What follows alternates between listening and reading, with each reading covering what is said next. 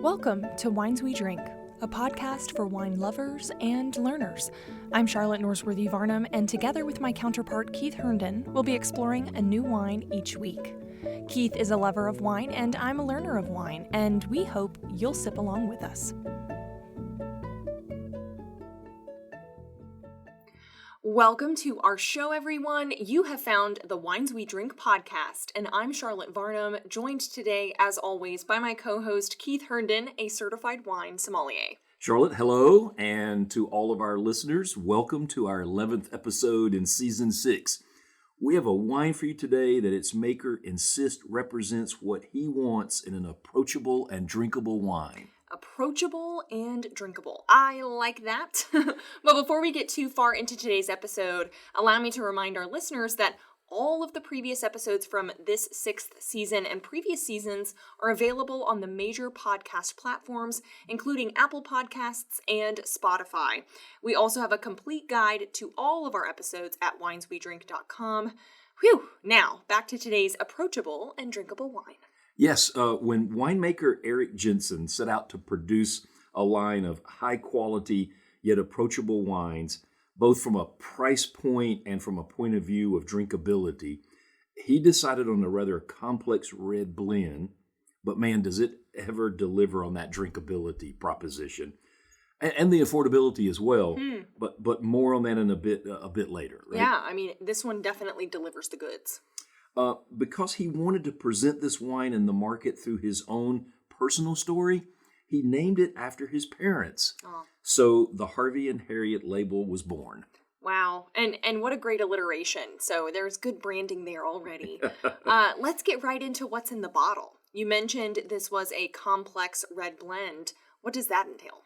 Well, we're opening and drinking the 2022 vintage of Harvey and Harriet, which is led by Cabernet Sauvignon at 50%, followed by 15% Malbec, 14% Petit Syrah, 10% Petit Verdot, 6% Syrah, and 5% Grenache. Wow, well, folks, we were not kidding when we said this is a complex red blend. But that extensive list of grapes comes together so nicely in this wine. Yes, they do, and that is a credit to Jensen's winemaking talent. Some may know him as the founder of Booker Vineyards, but he sold his portfolio to Constellation Brands in 2021. I suppose he could have drifted off into the California sunset after that sale, but he has remained as head winemaker, and all of us who enjoy his wines are the better for it. Mm-hmm. But also for this blend, we need to give a shout out to Paso Robles. Mm-hmm. The region's hot, dry days and cool, foggy nights are perfect for viticulture. And in sourcing these grapes, Jensen teamed up with Hillary Graves, who was named a Grape Grower of the Year in 2022. Wow. So this wine is really reflecting skill here, a skilled winemaker and an award-winning grape grower. Absolutely. And with Cabernet Sauvignon grapes leading the way in this blend, it definitely reflects a Bordeaux style that we would expect from the left bank of that French region. The right bank style is Merlot-led, so this is definitely in the style of a left bank Bordeaux, with it being Cabernet Sauvignon-led.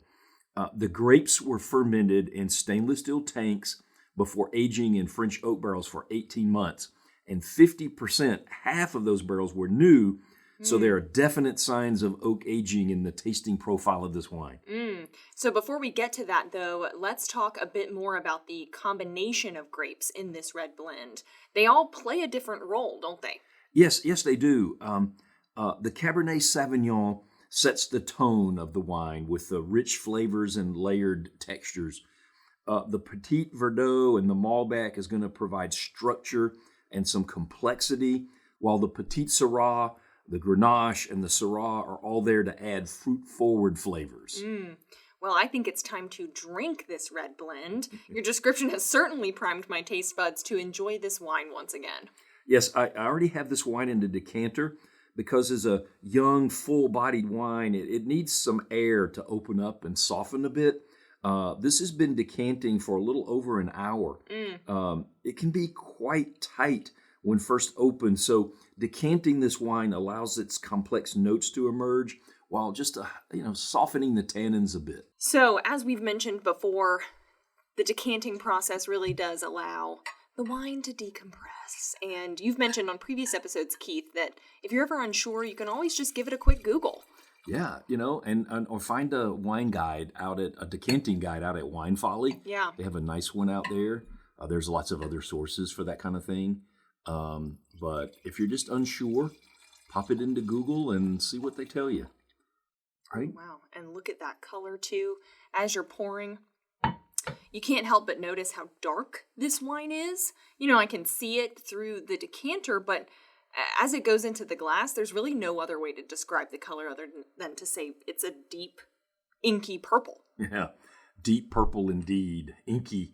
It's what we should expect to see from a blend of all those grapes we mentioned. True. Let's go in for that first really big sniff. Let's do it. I'm already here. And wow, in this case, a dark wine equals dark fruit. I am getting straight blackberry, blueberry. Going in for another smell here. Yeah, there's some chocolate-like notes, maybe cocoa, something mocha-y. There's a lot of rich aromas in here. I agree. But there's a hint of floral in there also. I'm going to call that violent. Oh, yeah. Right? But then I get those subtle notes of vanilla, and that's definitely emanating from the time in oak. Mm-hmm. With aging in American oak, that vanilla aroma, it can be really pronounced. Mm-hmm. But with French oak that our wine was aged in, that vanilla becomes a lot more subtle and elegant. It's there, but it's not overpowering. Wow. Okay. Let's enjoy a nice sip of this wine and see where this bottle goes after those aromas.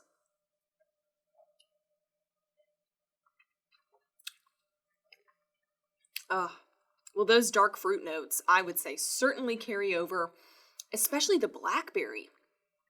There is a blackberry jam quality to this taste and to the texture.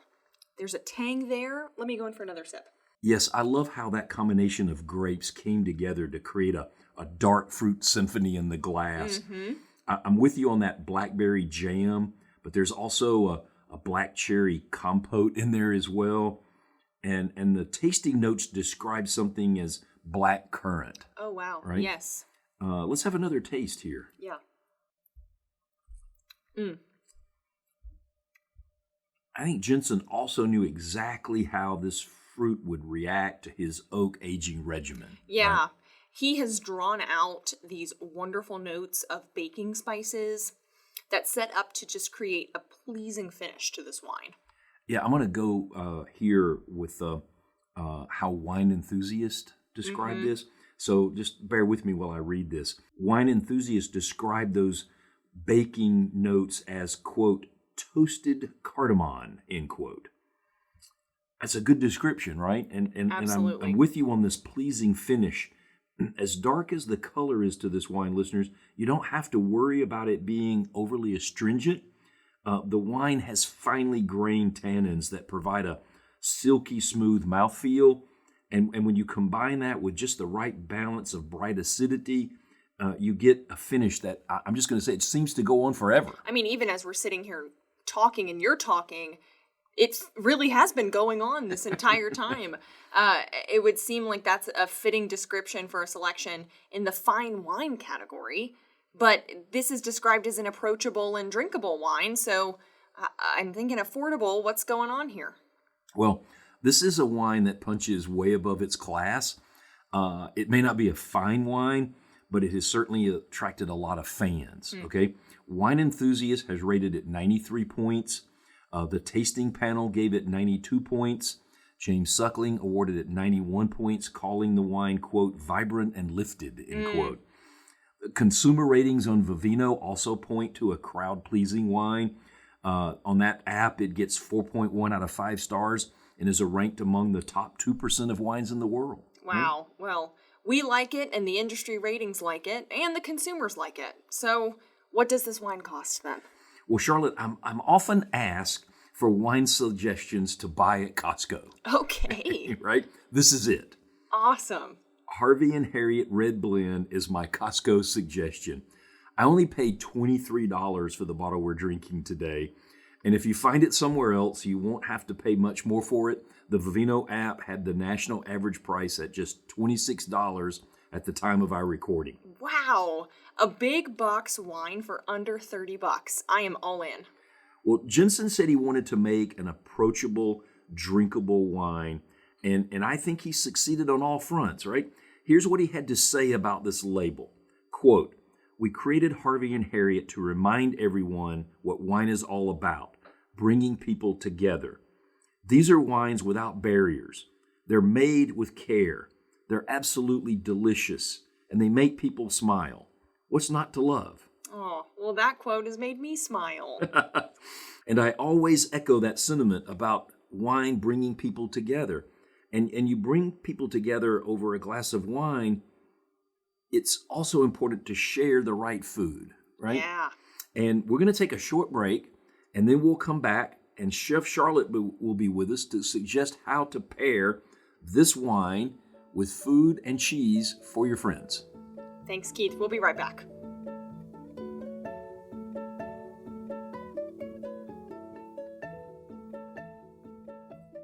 Hello again, everyone, and welcome back to Wines We Drink. We're now in the segment of the show where my co-host takes center stage as Chef Charlotte to talk about the cheese and food pairings for today's wine selection. Thank you, Keith. It's always fun to collaborate with you on our cheese and food pairings. Today's wine was an especially fun one to work with. Let's start with our cheese selection. This wine gave us a lot of attributes to work with when selecting a complementary cheese. Well, yes, you have those silky tannins and dark fruit notes along with those baking spices and some nice acidity as well. Yeah. So that's a lot to work with, right? It absolutely is. And so because of that, I decided to pair our wine with a nice manchego. This is a famously nutty, buttery, and slightly salty cheese. A complex red blend like Harvey and Harriet provides those dark fruits and spice notes that complement these intense flavors rather than overpowering them. So I feel like this is a great pairing. Let's try a few bites of this combo and see how we feel about it and how we feel it comes together. Okay, let's do it. So we got some slices right here for us. Yes. Okay. Okay, I've had some cheese. Now let me have a little sip of the wine.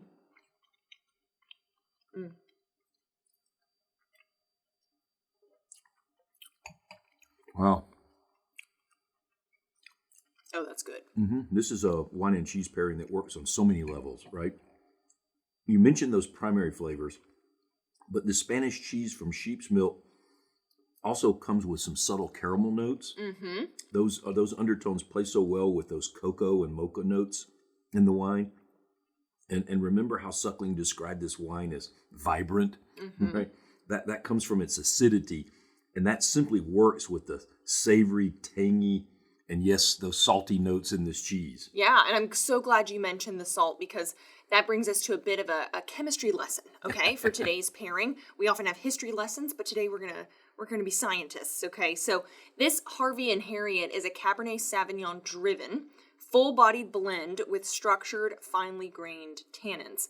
The salt in our manchego binds with those phenolic compounds in this wine, which helps keep the tannins from tasting overly harsh or dry. So as the salt in the cheese suppresses the bitterness of the wine, it simultaneously boosts the perception of those fruity and sweeter notes, specifically enhancing those blackberry, blueberry, dark cherry fruit flavors in the wine. Wow. That is a great chemistry lesson. Thank you. Right? Sometimes salt in our food is exactly what the wine needs. So are we going to keep this chemistry lesson going with our food pairing today? Yes, absolutely. But we are first going to circle back to the winemaker's thoughts on this wine. Okay. So Jensen said it was meant to bring people together, right? We mentioned this before the interlude. And so when I thought about that sentiment and considered the flavor profile of the wine, I knew I was going to pair it with pizza. Oh, wow. Okay. Well, I'm going to contemplate the pizza, but I'm finishing this wonderful manchego and wine pairing here. Well, so the cheese and wine pairing was crowd pleasing. And now we're going to have a crowd-pleasing food, right? It's kind of hard to go wrong with pizza with this wine. Oh yeah, I mean when you think of a crowd pleaser, that's automatically where you go. Our red blend pairs well with pizza because it balances rich, savory flavors with high acidity and smooth tannins. That counteracts the acidity of the tomato sauce and the fat content of the cheese in the pizza. The chemistry lesson here is that our wine has enough acidity to match the tangy red sauce of the pizza, and the acidity also helps cut through the fat content of the cheese on the pizza, no matter which cheese you may use on your pizza. Okay, well, tell our listeners exactly what type of pizza we're eating with our wine today. Yes, so we're enjoying a classic Neapolitan-style pizza tonight. It features a light red sauce, spicy Italian sopressata, okay? And I finished it with a drizzle of honey, and that I feel is a key topping. The cheeses I kept simple, high-quality mozzarella, and some grated pecorino romano to finish. Well, let's enjoy some wine and pizza here. Let's do it. Okay, man, this looks fantastic. Is there anything you can't make, Chef Sally? I'm saying, Well, you're challenging me on these on these wine episodes, and we are really having so much fun exploring all the different food pairing combos here. Okay. Oh my. Spicy and sweet. Wow. This is my kind of pizza. The tangy sauce, the gooey cheese, a nice meaty topping. Okay, let me have another little sip of this wine. Right.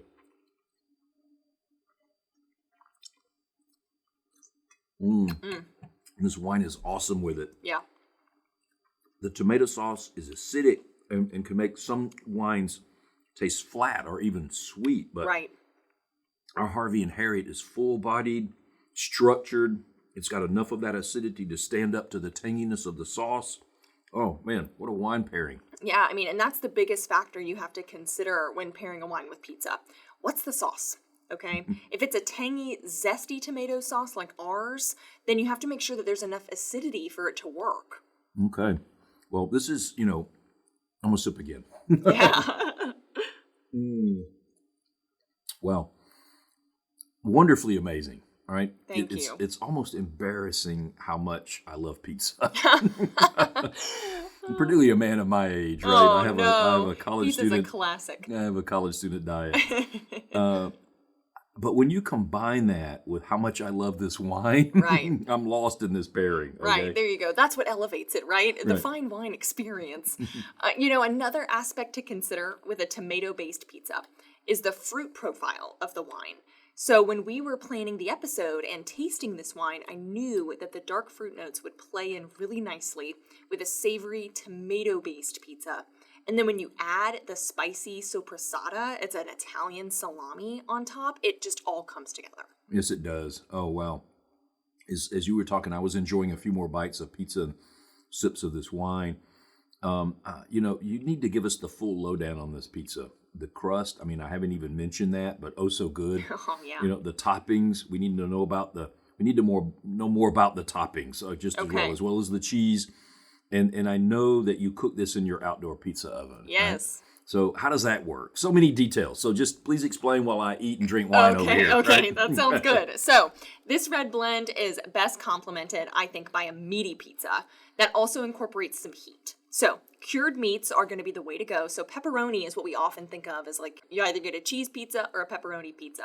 And those are fan favorites. So I wanted to stay in that neighborhood with kind of pushing the envelope a little bit by going with the spicy sopressata. It's an Italian salami, and it's got those fiery flavors in there through hot chili peppers, fresh garlic, whole black peppercorns, savory spices. And I opted to finish the pizza with a drizzle of honey that I feel like just balances it out, adds in just enough sweetness, and fresh basil on top for some brightness, freshness, some aromas, and that balances the spice and the fatty cheese. And the pizza oven in particular also gives it that nice char because it cooks just scorching hot, right? We're talking 500, 600, 700 degrees. Your pizza cooks in under a minute. It's the most fun little contraption that we have outside. But that contributes, I think, really nicely, the char kind of smokiness to a red blend like this. Wow. I mean, those are some complex pizza flavors that go with our complex wine. But in the end, it is a deliciously approachable pizza to go with our very approachable wine, right? They were meant to be together. Oh, yeah. So thanks, Charlotte. I'm a bit sad, though, as we look to next week's episode, right? Next week's show, can you believe it? That in 1 week we'll be in our season finale. I know. Now I'm sad with the pizza. No. It's pizza's unreal. fantastic. I know, right? I know. But we're gonna close out season 6 next week. Could you tell our listeners how we're going out? Yes, we're going to end on a great note. I wanted to find a wine that represented a value proposition, one that has great reviews, one that comes in at a great price. So we're going to go with what I consider one of my favorite finds of the year, a wine from Spain's Rioja region. Ooh, we're going out with a Keith favorite. And we missed a Keith favorite here in the 11th episode. This is our penultimate episode. I can't believe we almost made it the entire way without saying that. And what a great one it's been. I'm so looking forward to our finale with you. I was hoping that we would have made it through without that word. I'm going to sneak it in. Okay, you got to sneak it in there. Okay, so until next week, everyone, cheers. Cheers. Thanks for listening to Wines We Drink. Listen to our other episodes anywhere you get your podcasts, and be sure to follow us on Instagram at The Wines We Drink, and check out our episode guides at wineswedrink.com. Cheers.